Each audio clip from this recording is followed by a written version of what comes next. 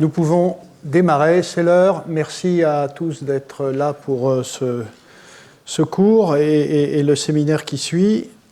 Et comme je vous l'avais dit la dernière fois, je reviens sur la question électrique. À travers les débats sur la programmation pluriannuelle de l'énergie, le texte que le gouvernement a proposé, que j'appellerai PPE, c'est l'abréviation, PPE 3 parfois, puisque c'est la 3e édition.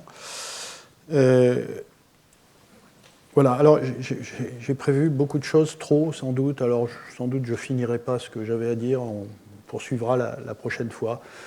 Bon, on a cette flexibilité, on a cette liberté éventuellement de prendre un peu le temps d'approfondir certaines choses. On verra. Bon, alors, évidemment, je l'ai déjà dit plusieurs fois, mais l'électricité est un élément majeur des politiques énergétiques de décarbonation en France et ailleurs. Alors, beaucoup en France, parce que nous sommes un pays déjà très électrique, vous le savez. Nous sommes un pays avec une électricité très décarbonée. Donc, on est là au cœur de problèmes très importants. Alors, pourquoi c'est si important ? Je le redis. Premièrement, parce qu'il faut électrifier. Je vous ai montré, j'y reviendrai, que malheureusement on n'électrifie pas assez, mais il faut électrifier. Et il faut électrifier directement. Je vous ai montré qu'en effet c'était plus rentable économiquement, énergétiquement parlant, d'électrifier directement que de passer par des vecteurs. On peut le comprendre assez aisément. La deuxième chose, je le redis, et d'une certaine façon, ça va illustrer ce que je vais présenter ensuite. La question d'une politique énergétique, d'une politique électrique ne se limite pas à savoir s'il faut tant de nucléaire, tant d'éolien, tant de solaire. Évidemment, il faut produire pour assurer la demande, mais il faut aussi qu'il y ait une politique de la demande électrique, demande d'objets électriques nouveaux, pompes à chaleur, voitures électriques, fours électriques pour l'industrie, enfin, etc. Il faut, pour que cette nouvelle demande électrique se produise, créer les conditions de mobilisation de la demande par les ménages, par les industriels. Et il faut aussi, parce qu'il y a une question de souveraineté énergétique, il faut aussi que à côté d'une augmentation de cette demande électrique, il y a aussi une augmentation de la production en France et en Europe de ces objets électriques nouveaux. Sans quoi nous allons vers une dépendance de plus en plus grande vis-à-vis d'autres pays. Nous perdons notre souveraineté. Et je lisais, je crois que c'est hier ou ce matin, un article dans Le Monde qui racontait le déficit de la balance commerciale française vis-à-vis de la Chine, par exemple. Donc c'est presque, c'est autour de 40-50 milliards d'euros. C'est presque la facture pétrolière. Alors, si c'est se débarrasser sur le plan budgétaire d'une facture des fossiles pour la remplacer par une autre facture équivalente, en dehors du problème climatique, ça veut dire que là, on n'a pas répondu au problème. Voilà. Et puis, une fois qu'on a ça, il faut évidemment une production électrique qui soit à une hauteur raisonnable, et c'est beaucoup là-dessus que je vais discuter à propos de la PPE. Évidemment, bas carbone, parce que, évidemment, il n'est plus question de mettre trop de fossiles dans la balance, et il faut trouver le bon équilibre. Donc, c'est de ça dont je vais parler.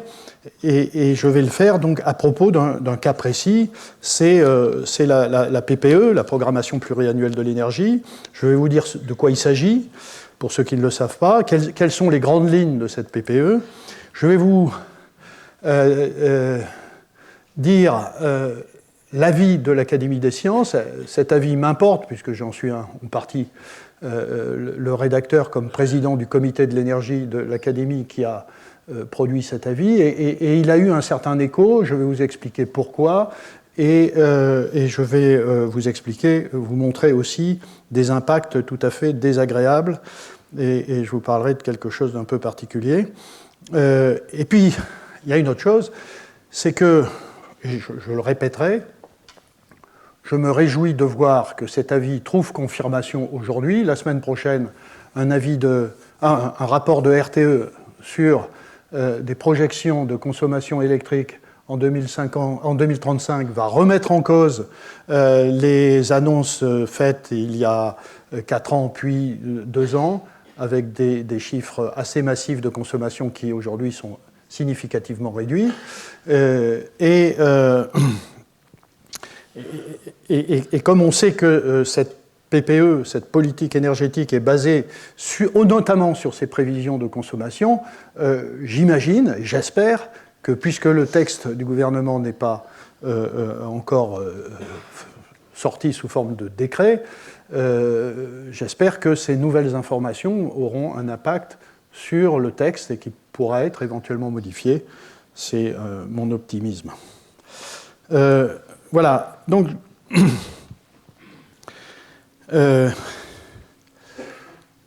voilà. Alors oui, le séminaire suivra. Très heureux d'avoir Dominique Grand, donc un physicien qui a fait une grande partie de sa carrière au CEA. Et c'est un nom pour ceux qui s'intéressent aux quelques articles que j'ai faits, notamment dans les comptes rendus de l'Académie des sciences. C'est un co-auteur, nous travaillons ensemble. Et il va vous parler d'un sujet extrêmement important, le taux de retour énergétique, qui est un paramètre qu'il va essayer de vous faire comprendre et qui nous semble important, notamment pour définir le bon mix électrique. Voilà, alors c'est quoi la PPE ?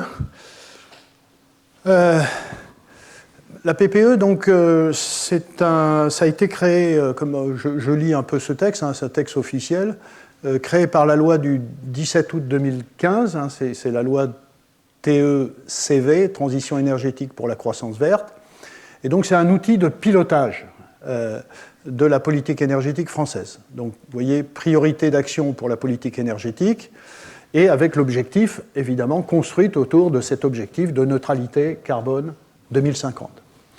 Et donc, c'est un texte qui fixe des objectifs en termes de consommation, pas uniquement électrique, mais consommation électrique et consommation totale, de production, quelle part de fossiles, quelle part de nucléaire, éolien, solaire dans le mix, voilà. Et évidemment avec un fort aspect de développement des énergies renouvelables et de politique nucléaire. Alors, chaque PPE porte sur 2 périodes de 5 ans, donc c'est pour 10 ans. C'est la 3e, et là nous parlons de la période 2025-2035. Alors, c'est un texte qui aurait dû être finalisé, voté éventuellement, qui aurait pu conduire à un décret en 2024, normalement, peut-être même un peu avant. Et puis il y a eu tout un tas de retards liés à l'instabilité politique, notamment. Les gouvernements se sont succédés. Et finalement, la question énergétique a été peu discutée, si ce n'est pendant... entre la fin 2024 et la fin du gouvernement de François Bayrou. Et en gros, c'est comme ça que ça se passe. En novembre 2024, le texte de la PPE, alors ça, je crois que c'était le gouvernement Barnier, sort et est soumis à concertation. Et en décembre 2024, l'Académie sort un premier avis, un cahier d'acteurs. CPE, c'est pour Comité de prospective en énergie. Pendant cette période, le premier trimestre 2025, les services de l'État retravaillent sur le texte, éventuellement en tenant compte des points de vue qui ont été remontés lors de la consultation publique, et publient un texte en mars 2025 qui est la PPE 3 révisée. Et nous travaillons là-dessus à l'Académie des sciences, et le 8 avril, nous publions un avis qui est celui-ci, avis de l'Académie des sciences, 8 avril 2025, sur la version révisée de la programmation pluriannuelle de l'énergie. Alors, ce texte est évidemment public. Vous pouvez y accéder sur le site de l'Académie des sciences et je vais vous en donner les lignes qui concernent surtout la partie électrique, hein, puisque c'est de ça que nous discutons aujourd'hui. Alors, qu'est-ce qu'elle nous dit, la PPE? En gros, hein, j'extrais quelques données du texte révisé. Donc, c'est ce que le gouvernement aujourd'hui propose à la nation. Hein. C'est un texte qui donne des objectifs. Premièrement, en termes de consommation d'énergie, mais vous avez vu, hein, je vous ai présenté plusieurs fois, vous vous souvenez, ce diagramme dans lequel je faisais baisser la consommation, monter l'électricité, et indiquer que tout ne serait pas électrique, qu'il y a une part non électrique, il faut du carbone, enfin, etc. Donc là, on voit les chiffres. Hein, aujourd'hui, 1500 TWh de consommation d'énergie. Et donc là, c'est une baisse de 200 TWh qui est prévue d'ici 2035. Vous voyez, si je prends, pour vous donner une petite mesure de ce que ça signifie, comparons-le entre 2011 et 2024, la consommation d'énergie a baissé en France de 0,7%. Voilà, donc si on appliquait, à peu près régulièrement, si on appliquait ce chiffre, voilà, on serait plutôt à 1400 TWh en 2035. Donc, vous voyez, c'est un rythme beaucoup plus élevé qui est proposé de baisse de la consommation. Alors, est-ce que c'est raisonnable? Est-ce qu'on nous a expliqué dans ce texte d'où venaient ces chiffres? Ça, non. Mais c'est ce qui est proposé. L'autre, évidemment, grande tendance, et qui est en lien avec cet objectif d'électrification, c'est les chiffres qui sont ici, où vous voyez qu'aujourd'hui, on est...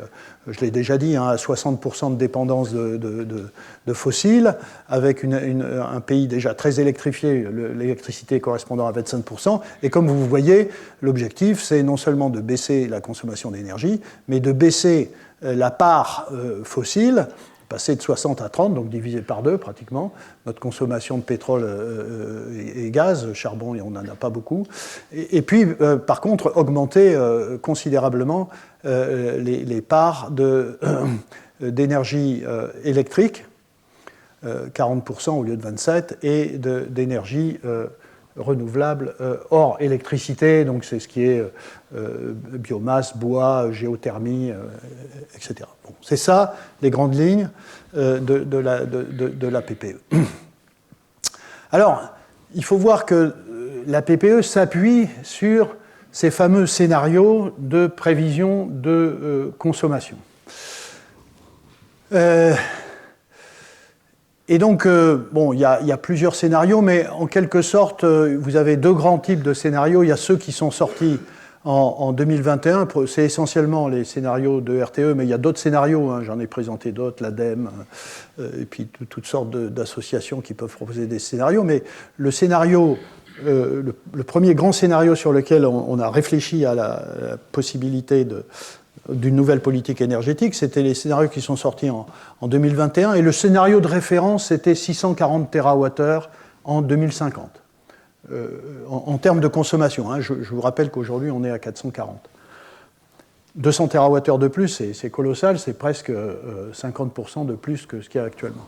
Puis en 2023, et je l'ai dit, tout le monde était d'accord là-dessus en disant non, le véhicule électrique, ça va exploser, l'hydrogène, ça va exploser, l'acier vert, il y en aura plein, les fours électriques dans l'industrie, ça sera massif, etc. Donc RTE nous dit mais non, 640 TWh, ça sera en 2035, pas en 2050. Et donc on a différents types de scénarios. Et en fait, on est passé de cette pente-là à celle-ci. Et au fond, c'est bien là-dessus que la politique de programmation la programmation de l'énergie s'est fondée pour proposer des très hauts niveaux de production électrique qui répondraient à cette demande. Voilà. Alors, évidemment, il y a différents types de scénarios avec différents types d'hypothèses, mais vous voyez que, disons que dans les derniers scénarios, on visait en 2035 quelque chose autour de 600 TWh. Voilà. Alors, ça, je vous l'ai déjà montré, mais je vous le remontre. La réalité, c'est celle-là aujourd'hui. C'est le maximum qu'on ait consommé en France, c'est dans les années 2010-2020, enfin même un peu avant 2020, c'est autour de 480 TWh. Et puis depuis 2017, hein, ici, depuis 2017, ici, ça diminue. En 2024, on est à 450 TWh. Alors, je ne reviens pas sur tout ça. Le point n'est pas de discuter pourquoi. J'avais donné ces résultats qui étaient plus récents, qui venaient de ce bilan de RTE, hein, du premier semestre. Et comme vous voyez, l'année 2025 ne sera pas mieux que 2024, donc il n'y a pas d'électrification supplémentaire en 2025. Donc la tendance est toujours là. Ça, c'était pour le premier semestre. Et puis, je vous montre quelque chose que... Et je remercie François-Marie Bréant, avec qui je suis en contact, on discute de ces questions. Et très récemment, il m'a montré un certain nombre de chiffres qui sont plus à jour. Mais vous voyez ici, c'est la consommation sur 14 ans. Et vous voyez que c'est une année en abscisse. Et chaque année a une couleur différente. Et vous voyez ici en noir, c'est 2025. Donc les années bleues, c'est les années, vous voyez ici, de 2012 à 2016-17. Alors bon, c'est un peu mélangé, mais vous voyez la tendance. Hein, en noir, c'est 2025. Et là, on va jusqu'à novembre. Vous voyez, on est en bas de toutes ces courbes. Donc il n'y a pas d'électrification non plus en 2025. À nouveau, je ne m'en réjouis pas. Il faut électrifier, mais on ne le fait pas. Voilà, c'est la réalité. Alors, le texte de la PPE révisé, c'est ici, j'ai aussi, c'est une copie hein, de certains documents de ce texte pour donner les grandes lignes hein, de cette politique énergétique. La chose nouvelle par rapport à la PPE précédente, une des choses nouvelles et qui est très importante, c'est un changement drastique, c'est qu'au lieu, parce que sachez que dans la PPE qui est toujours en cours, tant que la nouvelle n'a pas été décidée, nous vivons avec une programmation pluriannuelle de l'énergie qui indique la fermeture de 14 réacteurs nucléaires. Donc là, il y a un changement, puisque dans ce nouveau texte, il y a l'arrêt de l'arrêt. On ne ferme plus les réacteurs nucléaires, on en a quand même fermé avec Fessenheim.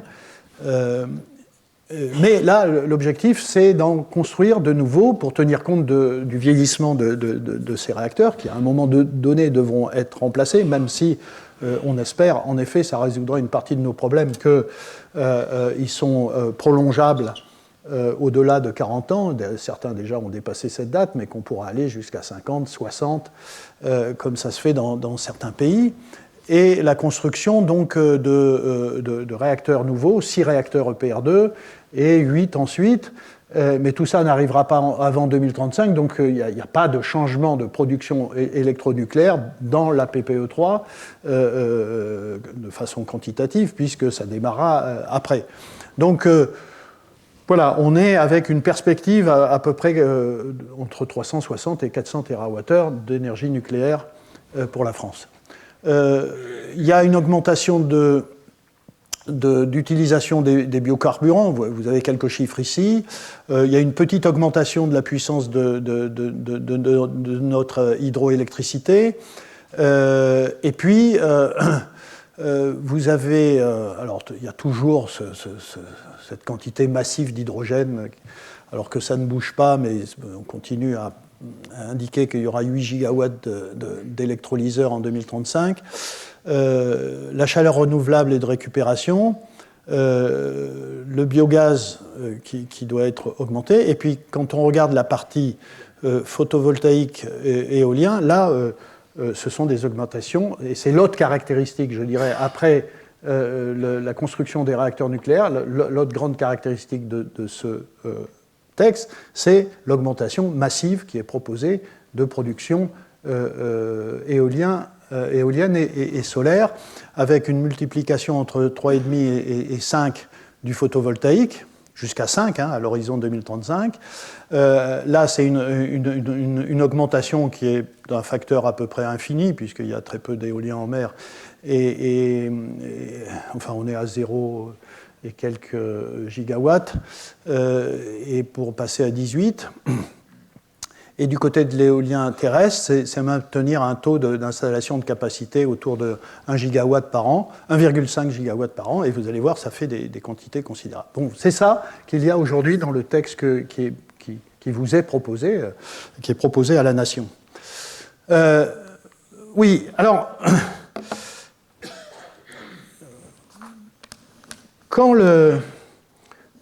enfin, je vous invite à lire l'avis de l'Académie des sciences sur le site web.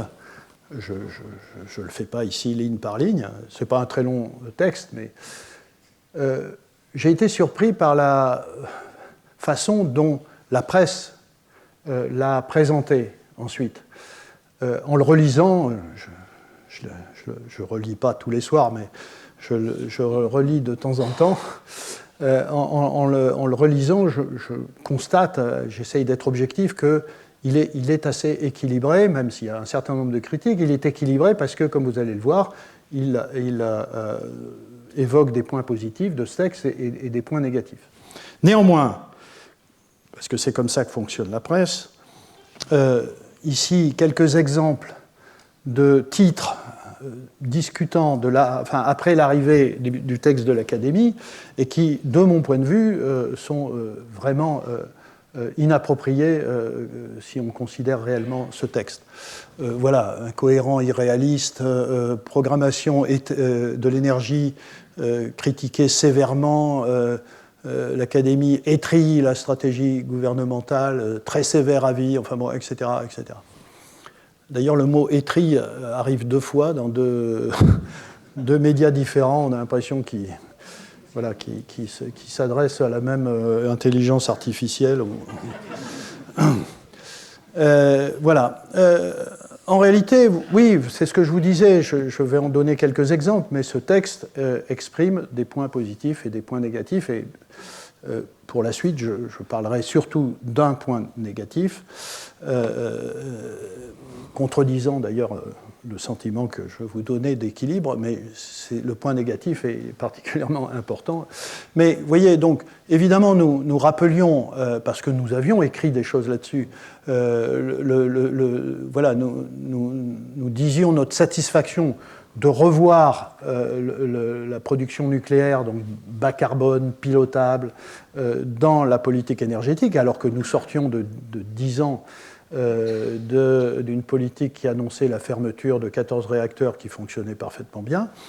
Donc voilà un point positif. Nous nous réjouissions aussi, au fond, d'une projection d'utilisation de la biomasse relativement, enfin pas trop exagérée, relativement équilibrée, qui évidemment tenait compte du fait qu'il y avait des incertitudes sur les ressources en biomasse, du fait qu'il y avait la compétition avec la production alimentaire, l'occupation des surfaces, enfin, etc., etc.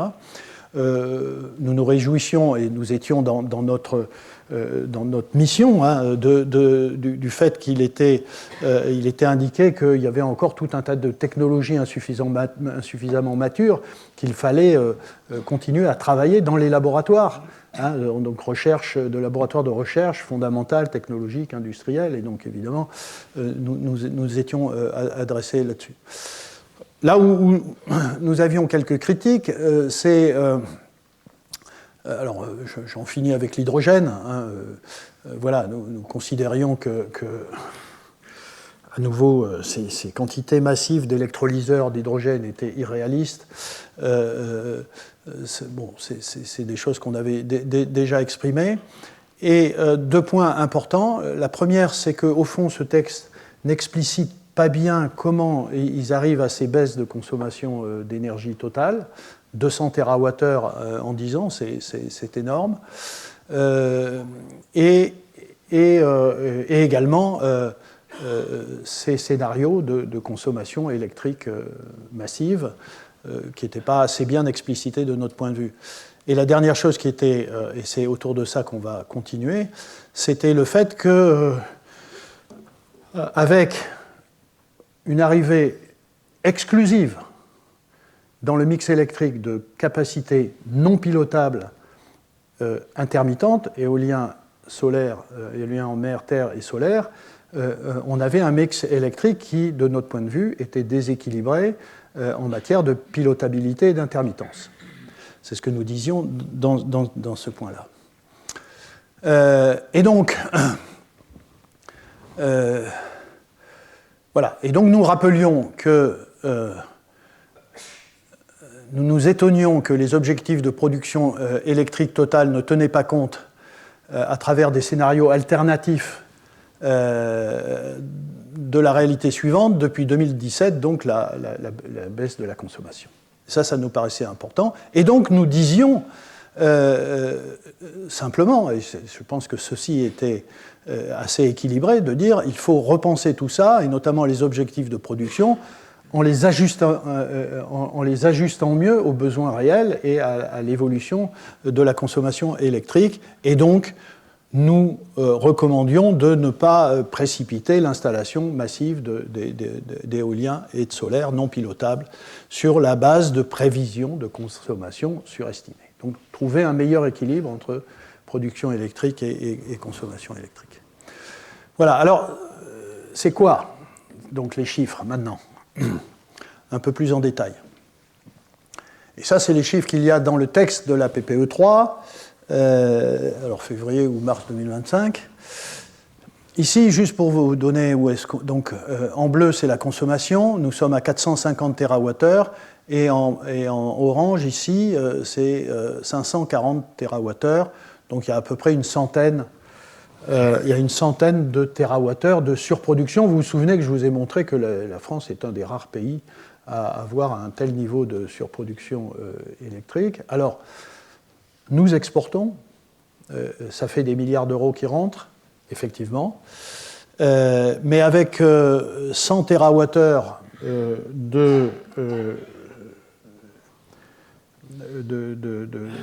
d'électricité que nous exportons, on en exporte 90 en 2024, en 2025 ça va être à peu près la même chose. Là, avec 100 TWh d'électricité, d'après de sources relativement sûres, c'est à peu près le maximum de ce qu'on peut faire. En fonction des interconnexions disponibles, des réseaux électriques, on peut effectivement faire passer 100 TWh à l'extérieur.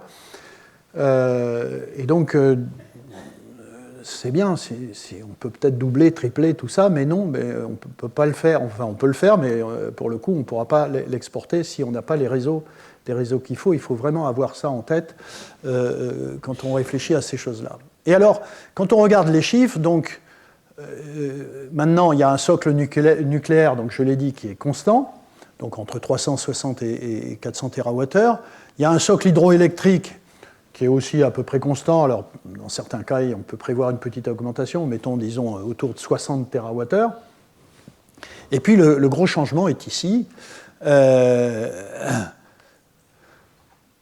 Pour l'éolien en mer, on est aujourd'hui, alors c'est les chiffres de 2023, hein, ça a un peu bougé depuis, bien sûr, 0,65 gigawatts d'éolien en mer, 2 TWh de production, et l'objectif, dans 10 ans, c'est d'être à 18 gigawatts et 70 TWh supplémentaires d'éolien en mer. Pour la Terre, on est aujourd'hui peut-être 24 gigawatts, mais ça c'est les chiffres 2023, 50 TWh d'éolien en mer. Donc là, c'est de passer à une centaine de TWh, hein, entre 40 et 45 gigawatts, ça fait à peu près ça en TWh. Donc c'est une augmentation considérable. Et pour le solaire, on est aujourd'hui plutôt à 24-25 TWh, enfin c'est autour de ces... Voilà, on passe de 20 gigawatts à 80 en moyenne, si vous voulez, 80 gigawatts. ça fait une centaine de térawattheures. Donc, pour ce qui est... Ici, ça ne bouge pas, hein, pratiquement. Et ici, on passe finalement d'une situation où aujourd'hui, on est à 70-75 TWh à 270 TWh. Donc, c'est le gros changement de ça, c'est de rajouter 200 TWh, c'est la partie rouge, de production électrique, éolienne et solaire. Et avec vous voyez ici les chiffres de capacité, voilà ce qu'il y a aujourd'hui, voilà ce qu'il y aura dans 10 ans. Alors évidemment, la question c'est parce que ça c'est facile à calculer et d'une certaine façon c'est assez facile à installer, enfin entre guillemets, on met des capacités, et puis en face, c'est quoi la consommation? Alors si la consommation ne bouge pas,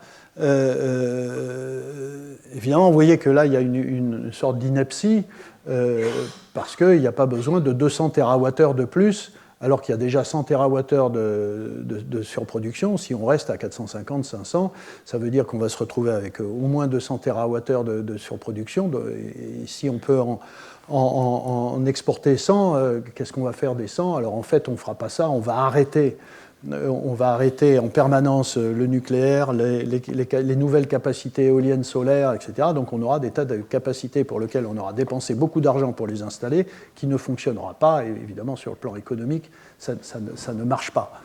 Donc c'est ça que nous avions soulevé, si vous voulez. Alors après, évidemment, ça dépend d'où on va. Si évidemment on arrive à 700 TWh, alors dans ce cas-là, oui, c'est vrai, mais vous avez vu qu'on n'en prend pas le chemin, et c'est ça la question. Et donc, voilà ce que disait notre avis d'avril 1975. En absence de stockage d'énergie, alors ça c'est un point très important, parce qu'évidemment, chaque fois on me dit « Ah oui, mais on peut stocker l'énergie l'été et puis le ressortir l'hiver. On peut stocker un excès et l'utiliser ailleurs. » D'accord, mais pour le moment, ça n'existe pas. Enfin, on voit une tendance sur les batteries électriques, mais ça n'existe pas aujourd'hui. Donc, c'est important de rappeler ça, parce qu'effectivement, moi, comme d'autres, travaillant sur des questions de stockage, chimique dans mon cas, et de plein de gens dans le monde, ou stockage électrochimique, comme le fait Jean-Marie Tarascon ici, évidemment, la question du stockage est absolument centrale, et il faut y aller, il faut travailler là-dessus, il faut développer ces capacités de stockage, mais aujourd'hui, ce n'est pas le cas. Donc, en l'absence de ces capacités de stockage, effectivement, cette proposition qui nous est faite a des tas de conséquences. Et c'est ce que nous mettions ici. Nous en soulevions 3 principales. La première, c'est évidemment une perturbation massive du marché de l'électricité. J'en ai déjà parlé à plusieurs reprises, avec une très grande variabilité des prix de l'électricité, jusqu'à des prix très négatifs de plus en plus nombreux. Si j'ai le temps, on le montrera. Et des prix très très élevés quand il en manque. Le deuxième point, c'est notamment dans un pays comme la France, qui est très particulier dans le sens où nous sommes un des rares pays qui utilise le nucléaire pour équilibrer l'offre et la demande électrique. Plus il y aura de variabilité de production, plus évidemment le nucléaire sera sollicité dans des très grandes variations, alors dans des variations de plus en plus fréquentes et d'intensité de plus en plus élevée. Et la question que nous posions, c'est... alors, c'est un travail qu'il faut continuer à faire, de mesurer en effet quel est l'impact, jusqu'à quelle limite notre système de réacteurs nucléaires peut accepter ces très très grandes variations. Et c'était une question qui... Alors, on a été un peu critiqué sur ce questionnement, mais c'est une question que, évidemment, EDF, par exemple, qui gère ces réacteurs, a en tête en permanence et travaille là-dessus, bien sûr. Et d'ailleurs, il y aura, alors, la semaine prochaine ou la semaine suivante, un rapport d'EDF sur cette question-là, sur l'impact d'une trop grande modulation sur les réacteurs nucléaires. Voilà, fatigue des matériaux, remplacement des matériaux plus fréquents, donc à nouveau un impact sur le facteur de charge du nucléaire. Et le troisième point, c'est évidemment c'est le cas de le dire, les tensions sur les réseaux électriques, mais là, ce n'était pas la tension au sens électrique, c'était que les réseaux électriques allaient être soumis, en effet, à des charges de travail qui ne sont pas adaptées. Donc ça veut dire aussi des investissements dans les réseaux électriques. Voilà, donc on avait soulevé ça, oui, juste un petit mot, voilà, sur le stockage. En France, les maxima de puissance appelés, c'est pas loin de 100 gigawatts. Ce n'est pas tout le temps le cas, mais c'est dans les cas extrêmes. Donc il y a des fois, il faut avoir 100 gigawatts. Ici, par exemple, c'est un cas en 2017 où il y avait 95 gigawatts de puissance demandée. C'est un moment particulier. Et donc, voilà comment on y a répondu avec différents éléments. Évidemment, une grande part de nucléaire. Le nucléaire est utilisé de façon très importante. On y met des fossiles, beaucoup d'hydro, et puis tout un tas de petites choses. Dans une hypothèse, vous voyez, de consommation élevée, si je prends les chiffres de RTE, par exemple, là je crois que j'avais fait ce calcul pour l'hypothèse 640 TWh, vous faites le rapport, vous pouvez vous trouver dans des pics qui ne sont plus à 100 gigawatts, mais qui sont à 130 gigawatts dans ces cas de consommation. Donc il y aura des puissances demandées qui seront beaucoup plus élevées.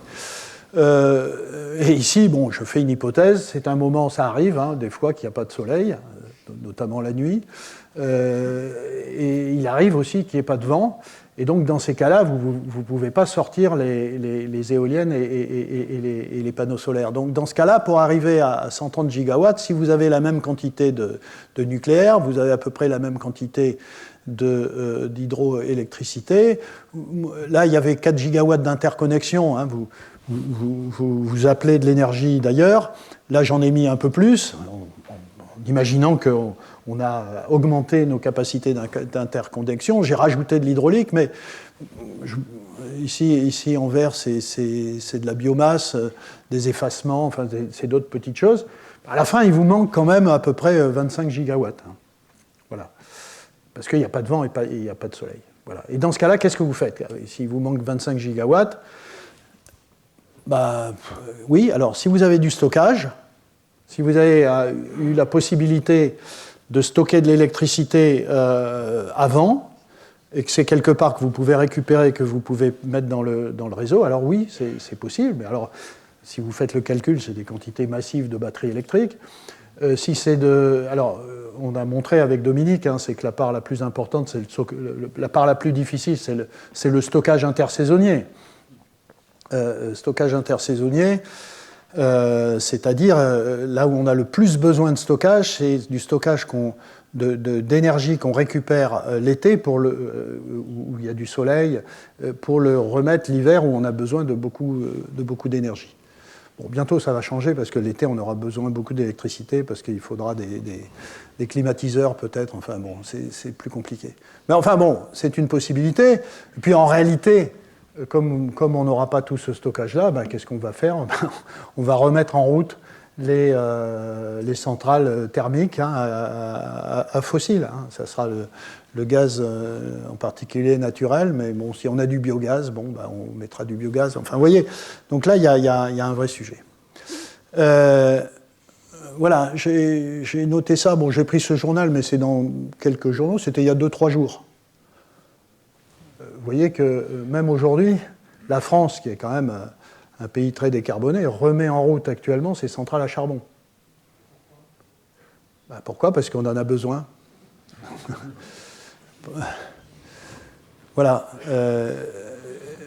On en a besoin parce qu'il y a des moments, et alors là, je crois que alors oui, c'était peut-être juste après. Oui, je reviens là-dessus. Je vais vous montrer pourquoi. Parce qu'il y a des moments où, effectivement, il fait nuit et il n'y a pas de vent. Voilà. Et vous voyez, c'est ce qu'on observe partout. Hein. Alors ça, vous voyez, ça, c'est en 2023 parce que je ne l'ai pas mis à jour depuis, mais c'est une courbe qui montre très clairement, c'est le cas de l'Allemagne. Hein. Vous voyez, ça c'est en termes de puissance. Hein. Vous voyez ici donc la disparition du nucléaire. Vous voyez ici, ça doit être le... Oui, c'est le total ENR. Hein. C'est un mélange d'éolien et de solaire. Vous voyez la montée massive de capacités renouvelables.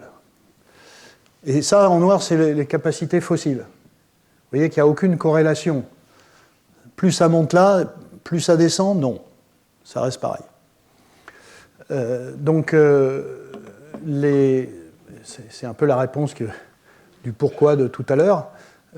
Pourquoi on ouvre le charbon, c'est que même si vous avez 180 gigawatts d'énergie renouvelable, s'il fait nuit et qu'il n'y a pas de vent, ça fait zéro.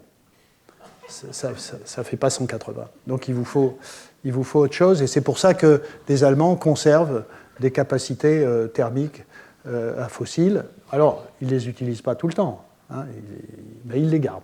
Et tout ça, ça coûte, évidemment. Oui, ça, à nouveau, hein, c'est un cadeau de François-Marie Bréon il y a quelques jours. Vous voyez ici, c'est janvier 2025. Et il y a une semaine hein, où il y a peu de soleil et il n'y a pratiquement pas de vent. Hein. L'éolien, ici, ça doit être ça. Et puis ici, il n'y a presque plus rien. Donc ça, c'est la consommation. Le nucléaire sort 55 gigawatts, ce qui est pas mal, hein, c'est beaucoup. Et puis, vous avez... donc tout ça est complété par de l'hydraulique. Et vous voyez qu'ici, vous avez quand même 10 à 15 gigawatts de fossiles. Hein. Donc, voilà. Alors, il m'a passé une diapo, là, il y a quelques jours, suivante. Si on multiplie par 5 le PV, alors ça c'est dans la PPE, et là, multiplié par 5 l'éolien, c'est plus que dans la PPE, vous voyez que cette même semaine-là, l'éolien, il est toujours à plat, hein, parce qu'il n'y a pas de vent. Donc, voilà. Donc même avec tout ce paquet-là, on n'assure pas la consommation si on n'a pas le nucléaire à fond et l'hydro. Voilà, donc c'est ça la difficulté, d'où l'importance du stockage. Voilà. Alors, donc, voilà ce que nous disions dans le texte final de notre avis, et je pense que c'était raisonnable, et je pense que ça participe au débat sur quelle est la politique énergétique que nous devons mener. C'est de recommander un développement raisonnable de ces énergies intermittentes. Nous ne parlons pas de moratoire sur l'éolien et le solaire, nous parlons d'un développement raisonnable et de mieux assurer la cohérence entre le rythme de développement du mix électrique et celui de la demande. Voilà, c'était ça. Et je voudrais terminer en vous parlant de cette affaire qui m'est tombée dessus il y a quelques jours, qui est une affaire scandaleuse, l'affaire Octopus Energy. J'aurais pu mettre James Bond, mais Octopus Energy, c'est un fournisseur d'électricité donc qui achète et revend de l'électricité verte, disent-ils. À la suite de notre avis de l'Académie des sciences, Octopus Energy nous envoie une première lettre en nous disant, alors je vous lis quelques passages, mais demande de communication de documents ayant servi à l'élaboration de l'avis sur la PPE, rendu public le 8 avril. Madame, Monsieur, conformément aux dispositions blablabla, l'Académie, en vertu de l'article machin, voilà, nous demandons les documents suivants. Donc, notes internes et échanges préparatoires au sein du comité de prospective en énergie, éventuellement procès-verbaux de réunion, brouillons et versions successives du projet d'avis, rapport préparatoire, le cas échéant, contribution individuelle ou avis des membres du comité, toute documentation, blablabla.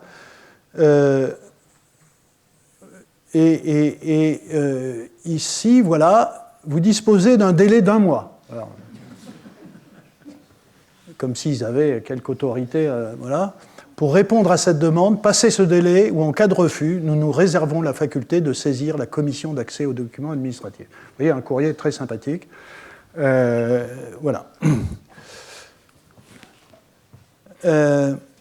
En juillet 2025, nous répondons que nous envoyons toute une série... Alors ah non, ça c'est la deuxième lettre. Excusez-moi parce que je crois que je n'ai pas mis les réponses. Oui.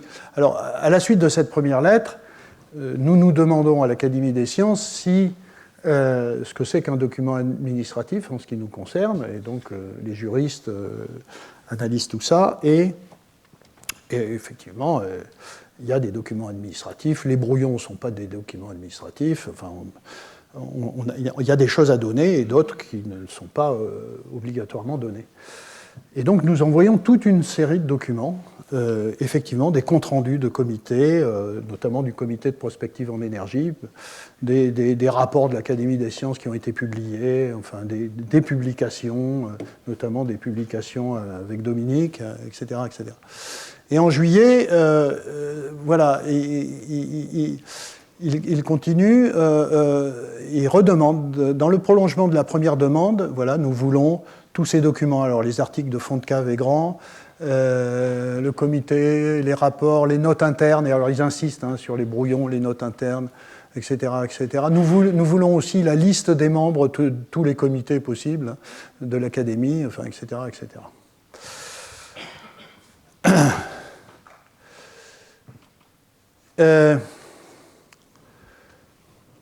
Octopus fait ça, nous répondons, nous envoyons tous les documents. Il y a 10 jours, 15 jours, un journaliste d'un journal qui s'appelle La Lettre, que je ne connaissais pas, je ne sais pas, certains d'entre vous la connaissent peut-être, pas très original comme titre de journal. La Lettre nous dit nous allons publier un article sur le fait que l'Académie a donné son avis sans base solide. Voilà. Donc, c'est une demande d'un journaliste auprès de l'Académie des sciences. Ce n'est pas moi qui suis concerné, mais évidemment, on m'appelle et on me demande de donner quelques éléments pour répondre aux journalistes. En plus de. Alors, évidemment, vous avez compris l'histoire, hein, il y a du suspense, mais malgré tout, c'est clair que ce journaliste a été envoyé par Octopus Energy, hein, et donc, le lundi dernier, pas de cette semaine, la précédente, il y a un article qui sort dans La Lettre, alors je ne vous la donne pas, mais qui est un torchon, qui est insultant, pas loin de la diffamation, les dessous de la vie tranchée de l'Académie des sciences. Ce journaliste dit « La Lettre s'est procuré les comptes rendus des réunions du comité énergie ». Vous comprenez que c'est Octopus Energy qui lui a filé, puisque ce sont les seuls à qui on a transmis nos documents. Voilà, et vous pouvez aller lire cette chose, mais je n'en fais pas la publicité, attaquant l'Académie et attaquant un certain nombre de membres de cette Académie et du comité de prospective en énergie. Et je vous fais part du dernier événement en date, c'est le patron de cette boîte lui-même, qui, dans un post sur LinkedIn, écrit la chose suivante. « La lettre nous apprend que le rapport de l'Académie... » C'est quand même formidable. Alors que c'est lui qui a envoyé le truc à la lettre. « La lettre nous apprend que le rapport de l'Académie des sciences qui étriait violemment les ENR a été rédigé par des, point de suspension, suspense, membres influents pro-nucléaire. » Voilà. Voilà. L'auteur de l'avis est Marc Fontcave. Bon, il met chimiste éminent quand même. et dont le seul titre énergétique, je ne sais pas ce que c'est qu'un titre énergétique, le seul titre énergétique est d'être président du conseil scientifique d'EDF. Alors, point de suspension, conseil scientifique, point de suspension, d'EDF. Cette phrase est déjà un scandale. Sans doute, ce monsieur n'a pas eu contact avec les 300 ou 400 publications que j'ai produites dans ma carrière sur les questions énergétiques, sur le stockage d'énergie, sur l'hydrogène, sur la valorisation du CO2, etc. Alors, donc, je suis incompétent, pro-nucléaire, et en plus, parce que ça c'est classique, et donc je suis climato-sceptique. Voilà. Alors ensuite, il attaque d'autres membres du comité, Sébastien Candel, que ceux d'entre vous qui sont venus à des cours précédents ont entendu lors d'un séminaire, Yves Bréchet, que j'ai aussi invité ici, etc. Donc, alors, il critique le fait que j'ai répondu qu'il n'est pas besoin d'être spécialiste des énergies renouvelables pour avoir un avis sur la question de la surproduction électrique et du niveau des sources intermittentes. C'est parce qu'il y a un argument dans la lettre et chez ce monsieur que le comité de prospective en énergie n'a aucun spécialiste en énergie renouvelable, il n'y a que des chimistes, des physiciens et des biologistes. Comme si, évidemment, les batteries, ce n'était pas de la chimie ou de la physique, que les semi-conducteurs et les panneaux solaires, ce n'était pas que de la physique et de la chimie, enfin, etc., etc.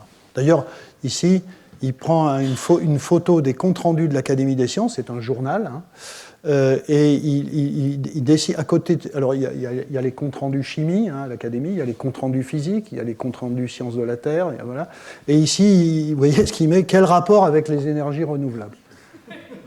Comme si, enfin, c'est bon, effarant. Voilà. Voilà, donc ça, c'est une insulte sur l'Académie. Et puis voilà, et donc il dit l'Académie des sciences s'appuie sur des études qui seraient exclues de toute publication scientifique un peu sérieuse. Donc ça, si ce n'est pas de la diffamation, c'est pas loin. Et c'est le cas de mes articles, puisqu'il dit il en est ainsi des articles de Marc Fontcave qui n'ont pas été revus par ses pairs, simplement publiés sur le texte de l'Académie des sciences. Voilà. Et donc, il sous-entend que les publications, notamment avec Dominique, sur les comptes rendus de l'Académie des sciences, ne sont pas revues par leurs pairs. Je vous informe que les comptes rendus de l'Académie des sciences est un journal à comité de lecture. Quand vous soumettez un article, comme tout journal scientifique, cet article est envoyé à des rapporteurs, et vous avez à batailler contre ces rapporteurs pour expliquer votre point de vue s'ils ne sont pas d'accord. C'est ce que nous avons fait. Voilà.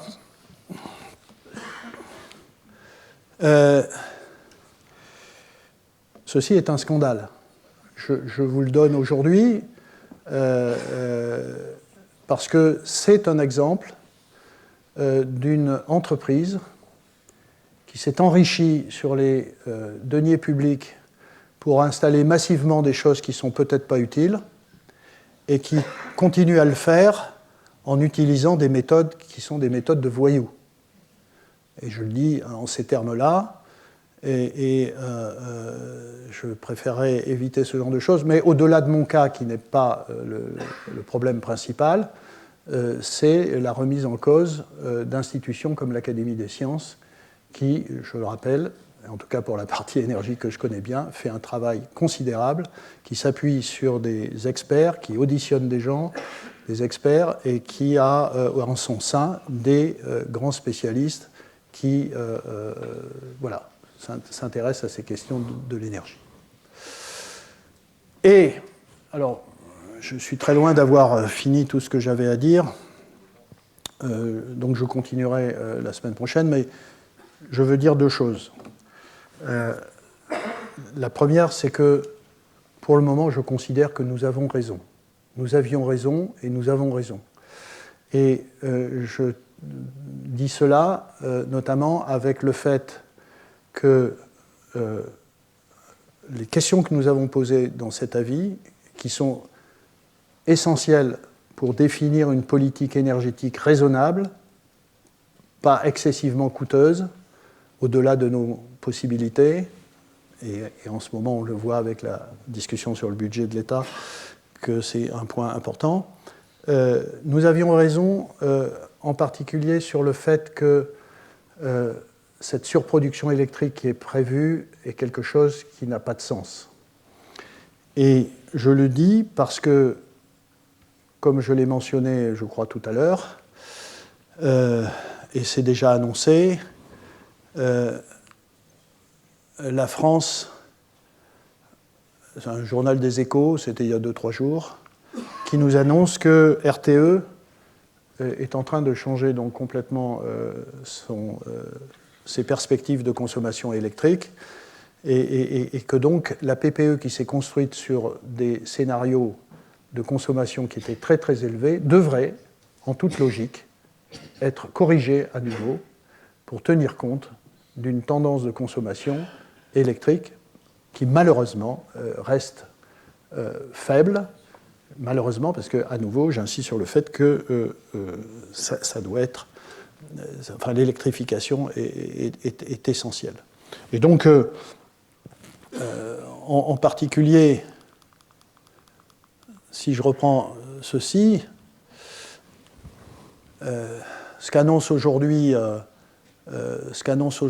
RTE, alors c'était ce que je voulais vous présenter ensuite, mais je le ferai la prochaine fois, c'est une marge qui commence à 505 TWh et qui va jusque, je ne sais plus combien, 580. Bon, mettons qu'on soit à 540. Dans tous les cas, je prends une moyenne de ce qu'ils vont proposer la semaine prochaine.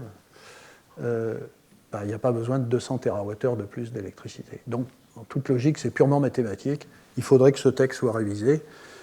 C'est ce que un certain nombre de gens raisonnables essayent de proposer au plus haut niveau. C'est ça les enjeux aujourd'hui. Voilà. Je vous remercie.